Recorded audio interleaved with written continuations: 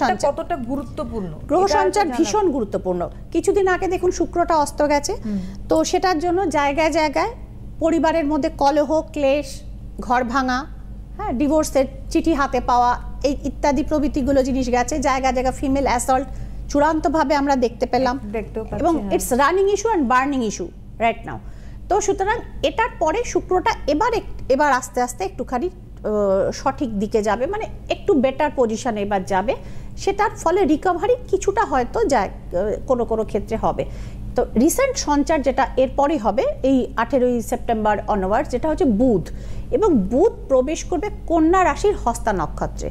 কন্যা রাশির হস্তা নক্ষত্রে যাওয়ার ফলে, হস্তা নক্ষত্র অত্যন্ত শুভ নক্ষত্র মনে করা হয়, এবং কন্যা রাশির মধ্যে এটা অত্যন্ত পাওয়ারফুল নক্ষত্র। তো এবার এটার জন্য হবে কি, ছোট এবং ক্ষুদ্র ব্যবসায়ী এবং মাঝারি ব্যবসায়ী যারা অনেক দিন ধরে সাফার করছিলেন, তো তারা কিন্তু তাদের বিজনেসে কিছুটা কিন্তু তারা গ্রোথ পাবেন।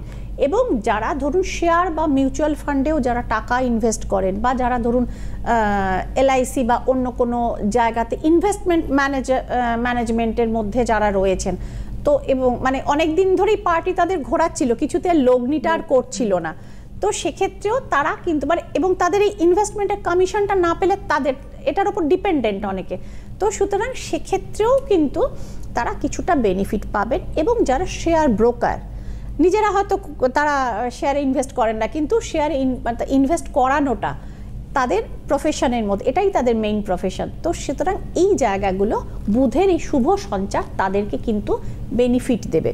এবং আমি যেটা বলছিলাম, বুধটা খারাপ হলে সোজাসুজি আমাদের ইন্টেনস্টাইন এবং নার্ভাস সিস্টেমের উপর কিন্তু ফেলে, মানে মানুষের বুদ্ধিভ্রংশ হয় এটা। তো সেই জায়গাটা থেকেও মানুষ কিছুটা পরিমাণে সঠিক ডিসিশন এবং ম্যাচিউরিটির জায়গাটা একটু একটু করে হয়তো ফেরত পাবেন।